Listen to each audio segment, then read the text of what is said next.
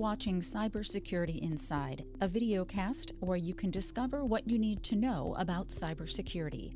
Here are your hosts, Tom Garrison and Camille Morehart.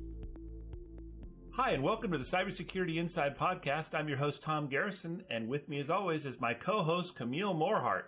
And today we have a very special guest, Harshil Parikh. He is a founder and CEO of Tromzo, which is focused on application security management platform automating SDL. He is experienced in building security and compliance from the group up and scaling it with people, process, and technology. So welcome to the podcast today, Harshil. Thank you so much for having me, Tom. I'd love to hear from you. The world is increasingly depending on software, and this evolution of software development is something that obviously every company is undertaking. I wonder, with your perspective now, on what is state of the art with software development as it relates to security, and how do you see that evolving over the next 3 to 5 years?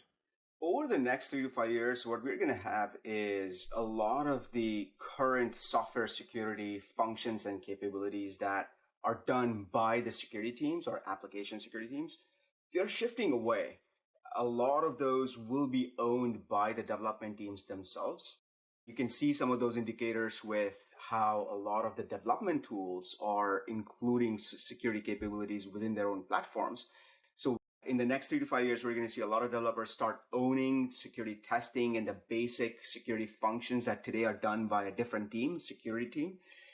And then eventually, when these basic things get owned by dev teams, security folks will start focusing a little bit more on the high value, high strategy work that really brings the security engineering and expertise to the table.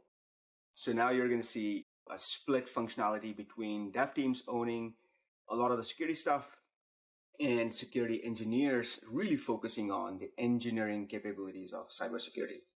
It seems to be there's a lot of excitement around this notion of automation, especially in security processes and tools. I've seen examples where that absolutely fits and works and is very easy to deploy and scale, and other examples where it seems extremely frustrating to try to make happen. So I'm wondering what kind of environment sort of lends itself to automation, or what kind of process or tool lends itself to that versus the type of scenario that is probably further out on the horizon.